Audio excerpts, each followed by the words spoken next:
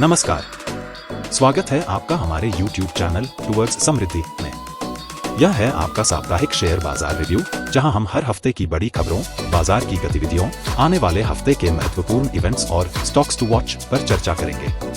यहां आपको मिलेगा आसान भाषा में वह सब कुछ जो आपके निवेश और बाजार की समझ के लिए जरूरी है। तो जुड़िए हमारे साथ हर शनिवार रात 8 बजे। चलिए शुरू करते हैं इस हफ्ते का बाजार विश्लेषण।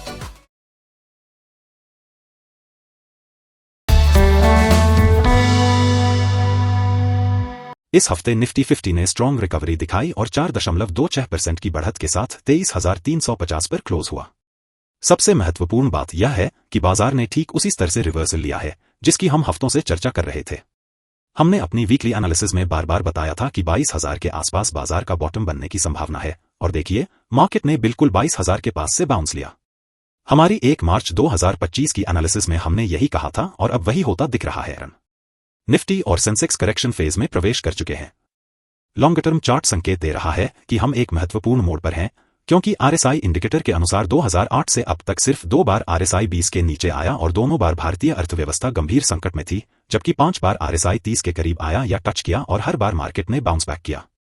हालांकि यह बॉटम है या नहीं कोई नहीं जानता, लेकिन संकेत है कि बॉटम दूर नहीं है। तकनीकी रूप से देखा जाए तो निफ्टी ने down trend line, purple line को तोड़ दिया है, जो एक बुलिश संकेत है। हालांकि 23,800 से 24,000 के आसपास का रेजिस्टेंस अभी भी एक चैलेंज बना हुआ है। अगर निफ्टी इस लेवल के ऊपर सस्टेन करता है तो 24,600 से 25,000 तक का रास्ता खुल सकता है। दूसरी ओर इमीडिएट सपोर्ट 22,800 पर बना हुआ है। अगर यह लेवल टूटता है तो निफ्टी 21,184 तक गिर सकता है। फाइबोनाक्सी रिट्रेसमेंट और डिमांड जोन के अनुसार निफ्टी ने 22,800 के सपोर्ट से सही समय पर रिवर्सल लिया है। इससे यह संकेत मिलता है कि बाजार में बायर्स एक्टिव हो चुके हैं। अब यह देखना जरूरी होगा कि निफ्टी अगले हफ्ते 23,800 से ऊपर सस्टेन कर पाता है या नहीं। अगर ऐसा होता है तो बुलिश मोमेंटम और तेज हो सकता है। सारांश यही है कि बाजार ने हमारी एक्सपेक्टेशन के अनुसार 22,000 के पास से रिवर्सल लिया है। अब फोकस 23,800 रेजिस्टेंस और 22,800 सपोर्ट पर रहेगा। आने वाले हफ्ते में यह लेवल्स डायरेक्शन तय करने में अहम भूमिका निभाएंगे। इस हफ्ते बैंक निफ्टी ने 5.27% की शानदार बढ़त दर्ज की और 50,593 पर क्लोज हुआ।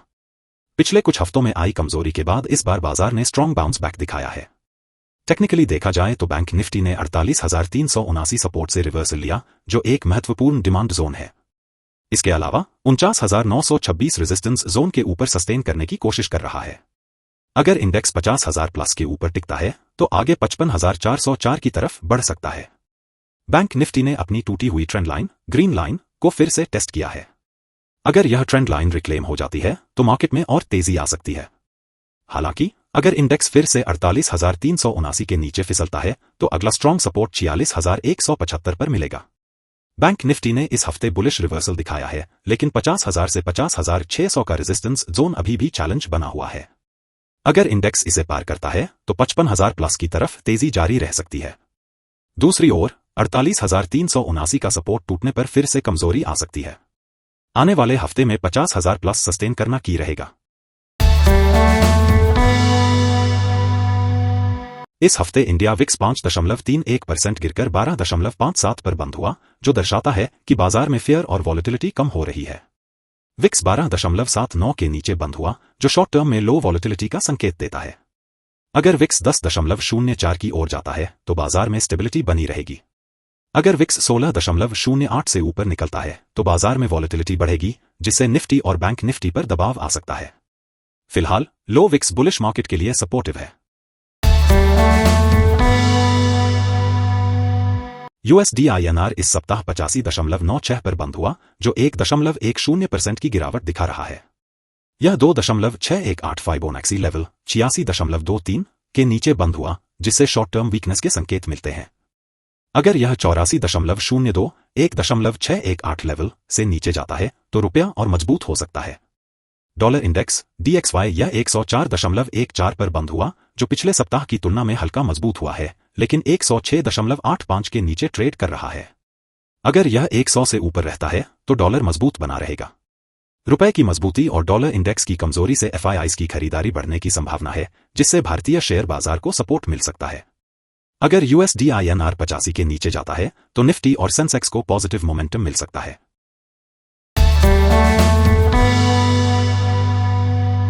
डाउ जोन्स 41,985 पर बंद हुआ, जो 1.20% की तेजी दिखा रहा है। Look the power of support.